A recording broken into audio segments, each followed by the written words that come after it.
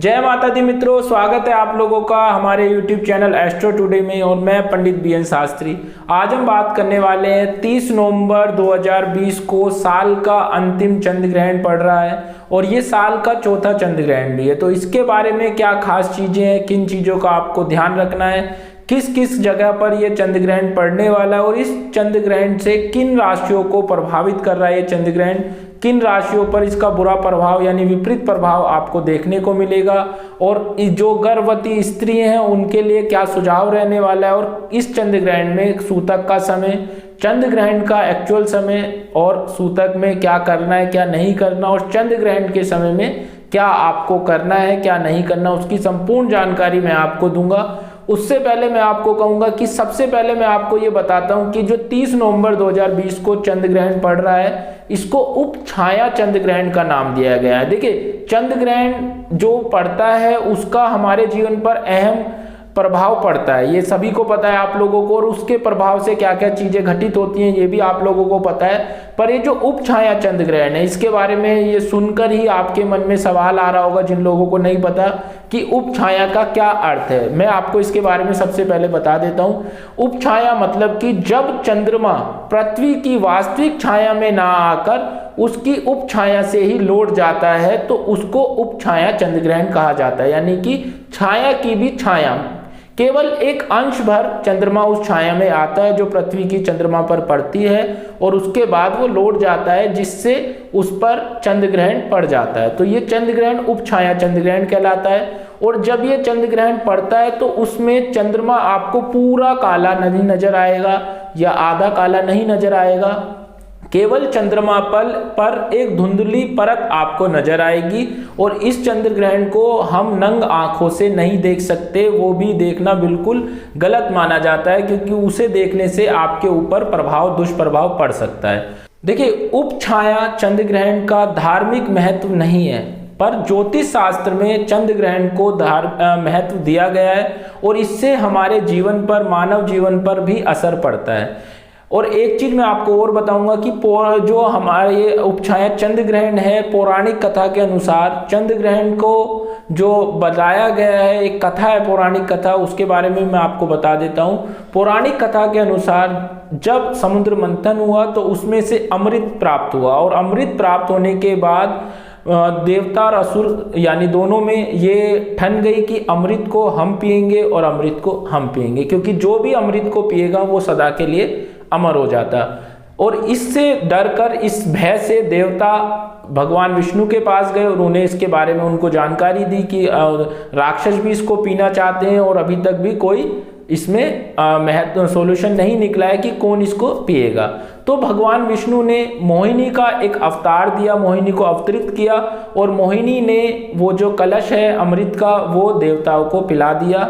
और जब वो देवताओं को अमृत पिला रहे थे उस समय राहु छुपकर, देवताओं के बीच में छुपकर उसको पीने के लिए तैयार हो गए। और जब तक ये बात भगवान विष्णु को बताई गई तब तक राहु ने कुछ बूंदे अमृत की पी ली और जो उनके गले में जा चुकी थी कुछ बूंदे। तब भगवान विष्णु ने अपने सुदर्शन चक्र से उनका गला काट दिया और गला कटने के बाद से उनके सर से ऊपर का हिस्सा राहु को दिया गया और सर से नीचे का हिस्सा यानी धड़ को केतु का नाम दिया गया। तो तब से कहा जाता है कि जब भी चंद्र ग्रहण यानी चंद्रमा से बदला लेने के लिए राहु केतु उसको खाने के लिए प्रयास करते हैं और तब चंद्र ग्रहण पड़ता है। तो ये पौराणिक कथा है जो हमारे शास्त्रों में है, जिसके आधार पर मैंने आपको ये जानकारी दी है। अब उप छाया की अगर हम बात करें चंद्र ग्रहण की तो उससे क्या प्रभाव पड़ने वाला है, उससे पहले मैं आपको उसके समय के बारे में बताऊंगा कि 30 नवंबर 2020 को उप छाया चंद्र ग्रहण का क्या क्या समय रहने वाला है। देखिए, इसका जो पहला स्पर्श यानी जो ये स्टार्ट होगा उसका पहला स्पर्श का जो समय रहेगा वो 1:04 पे होगा। इसका जो परम ग्रास स्पर्श रहेगा, परम ग्रास रहेगा वो आपका 3:13 पर होगा। और उप छाया से अंतिम स्पर्श जो रहेगा वो 5:22 पर समाप्त हो जाएगा। यानी 1:04 से 5:22 तक ये उप छाया चंद्र ग्रहण रहने वाला है। अब ये किस किस देशों में किस किस जगह दिखने वाला है जहां आप देख सकते हैं इसको, तो ये अमेरिका में आपको दिखेगा, भारत में दिखेगा, ऑस्ट्रेलिया में दिखेगा, प्रशांत महासागर में दिखेगा, एशिया में दिखाई देगा। तो ये जो उपछाया चंद्र ग्रहण है वो आपको इस जगह देखने को मिलेगा। इसके बाद अगर हम बात करें इससे कौन कौन सी राशियां प्रभावित होने वाली हैं, किन राशियों पर इसका प्रभाव पड़ने वाला है, तो उसके बारे में मैं आपको बता देता हूं। देखिए जो चंद्र ग्रहण है 30 नवंबर 2020 का जो चंद्र ग्रहण पड़ने वाला है वो वृषभ राशि और रोहिणी नक्षत्र पर पड़ेगा। तो वृषभ राशि में जिनकी भी राशि वृषभ राशि है उन लोगों पर इस चंद्र ग्रहण का विपरीत प्रभाव देखने को मिलेगा, या जिनका जन्म रोहिणी नक्षत्र में हुआ है, जिनके जन्म के समय रोहिणी नक्षत्र था, तो उन लोगों पर भी इसका विपरीत प्रभाव देखने को मिलेगा। और इससे विशेषकर 3 राशियां प्रभावित होती हैं, जैसे मिथुन, कन्या और धनु। ये 3 राशियां इससे विपरीत प्रभावित रहने वाली हैं इस उपछाया चंद्र ग्रहण से। उन पर क्या प्रभाव पड़ने वाला वो भी मैं आपको बता देता हूं। सबसे पहले वृषभ राशि, क्योंकि वृषभ राशि में चंद्र ग्रहण होने वाला है 30 नवंबर को, तो वृषभ राशि वाले जातकों को मैं कहूंगा कि आपको अपने स्वास्थ्य का विशेषकर ध्यान रखना है।